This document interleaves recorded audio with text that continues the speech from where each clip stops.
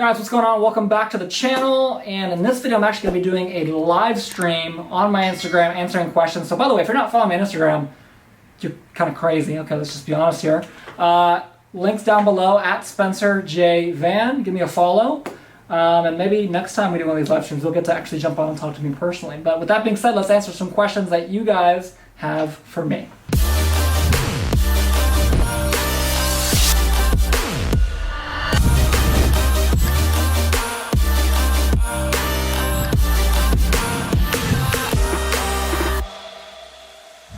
Boom, we're live.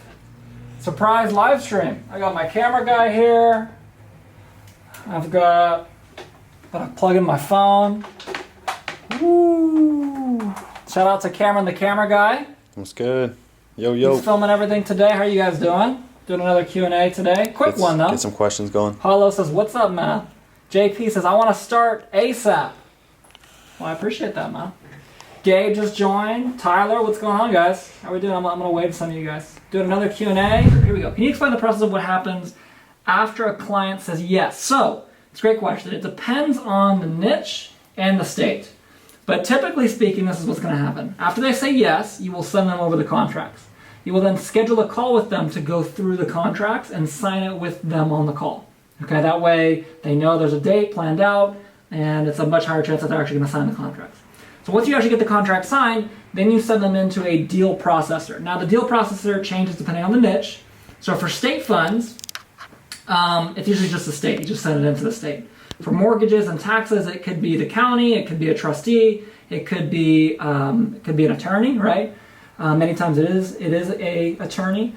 So that's basically how it works, and then you just communicate between the deal processor and your client and just say, hey, this is what's going on, da-da-da. And that's pretty much how it works. So hopefully that makes sense. It's a great question, Hollow.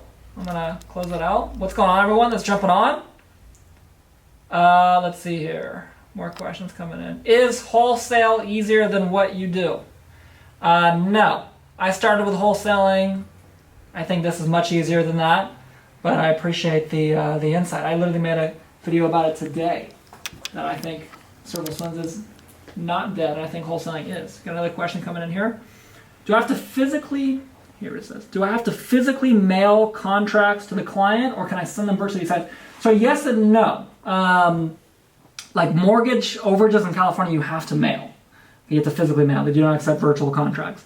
But some states and some niches do. So you have to do research into your own state and your own niche. Yeah, most of the time you're going to have to be probably sending physical contracts. I would say about 65 to 70% of the time that's the case. But sometimes it's not, so make sure you look into that. When you send a contract to people in other states, do you mail out the contract? Do you mail out the contract back with a return stamp? Yeah, so you can do that if you want to, or you can just have them send it directly to the state for the deal processor, basically. So you don't have to actually look over the contracts again. But it depends on what you want to do, basically. If you want to, my cord got tangled up there. If you want to look it over, then I'd probably send a return stamp and have them send it back.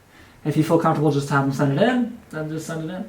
So, hey man, what's up? What's going on, man? How you doing? Long time no see. I'm talking about state funds in Cali. Yeah, state funds in Cali, you definitely need it physically signed, and you need a notary there as well if it's anything over $1,000. Justin says, hope all is well, brother. Hope all is well with you, man. Hopefully you're doing well. It's been a long time since we've spoken, but hopefully you're doing well and living your best life. I know you and Corey always are. So, does every contract have to have a notary stamp on it? No. So it depends. It depends on the state. Depends on the amount. Depends on the niche. So like California, for state funds, if you're doing it $1,000 or more, if the deal's more than $1,000, then you have to get it notarized. If it's under $1,000, you don't. Derek Brennan joined. What's going on? If you guys want to jump on this call too, if you guys have questions, I will add you into this. We're filming a YouTube video, so that's why there's a bright light behind me. But if you guys want to jump on and talk, I actually would prefer that. So just let me know. I think I'm okay, but I appreciate the offer, Derek. Do you know any states in particular that doesn't require notary over 1K? I think the better question is why are you anti-notary? It's not really that big of a deal. It's like, $20, $50. So, not really that big of a deal. I would just do the notary because I don't know off the top of my head what states require a notary and which don't. That's why we have a whole matrix for that. So I would just get a notary. It's not that much. You can even do that at the post office, right? I'm pretty sure. Yeah, you can just have them go to the post office. $20. Or you can do a mobile notary and have them go to their house if you want to be that extra level of service. Is a contingency agreement enough in California or you need a POA?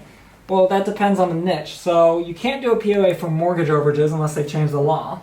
And for state funds, you just want to use the contract that they have on their website. So I would just use those because they give them to you for free. So what's going on, guys? Welcome. How's everyone doing? All right, this is a great question. Thank you so much. What is your name? Your name is D. Simon. I don't know what your real name is, but shout out to you, D. Simon.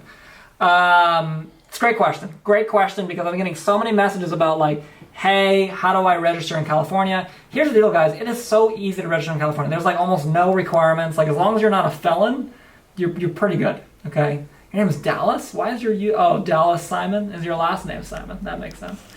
Anyways, moral of the story is very easy to do in California. A lot of people think you gotta mail it in. That is stupid. Don't mail it in. Just email them. Email them. Just email them, send it in, and problem solved. So that's what I would do. Send your driver's license, right? And then just fill out a form. I think it is your driver's license, and you just fill out a little form and you just email it in. So it shouldn't take you and honestly, the people that do that, they get approved within a day or two. Versus mail, you gotta wait a week or two. So I would just do that. Oh, we got a request. We got someone that wants to jump in. Here we go. This is exciting. I think I talked to this guy last time too. Here we go.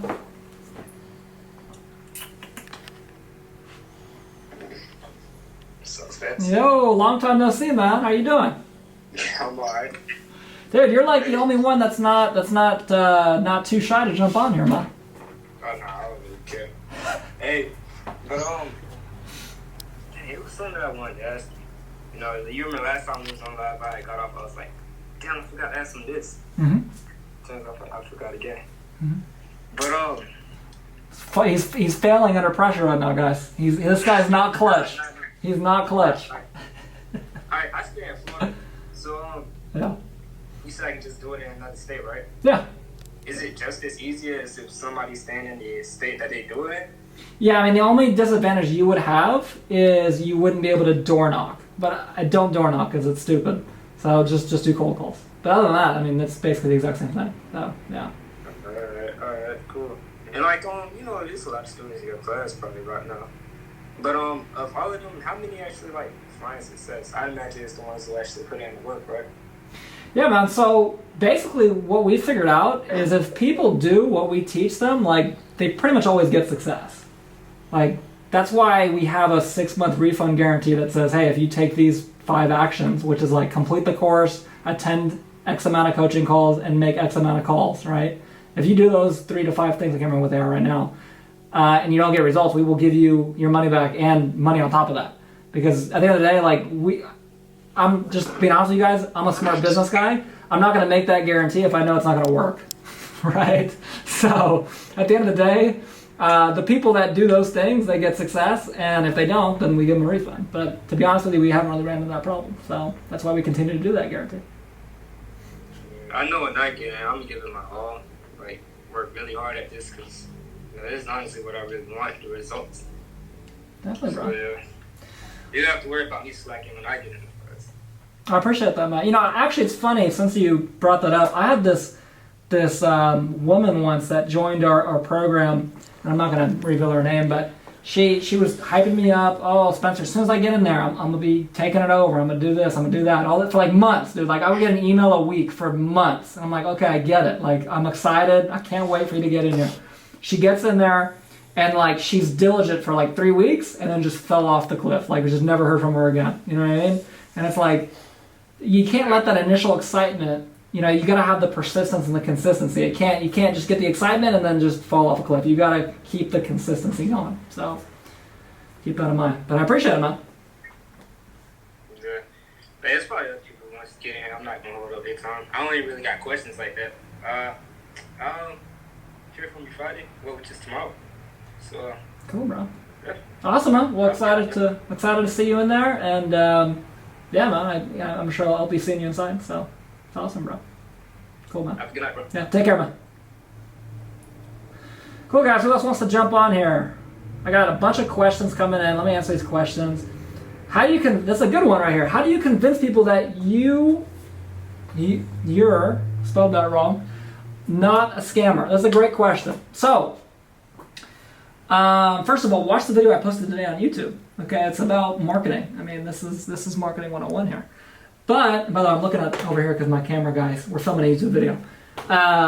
But on the other side of things, the biggest thing with this business to get people to not think that you're a scammer is to, number one, not be a scammer. Because there are people that try to scam this business, and it's just silly.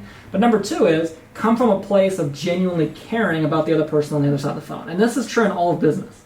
Like, the reason why, and I'm not, by the way, when I say this, I'm not talking about Cash Flow Key. I'm just talking about people that create courses in general. The reason why a lot of them will pop up on Instagram or pop up on TikTok or pop up on YouTube, and they'll be really hot for like 30 minutes or 30 minutes, like a couple months or a couple weeks or a year, and then fall off a cliff and disappear, is because they don't actually care about their customers and they're just trying to make money, and people figure that out pretty quickly.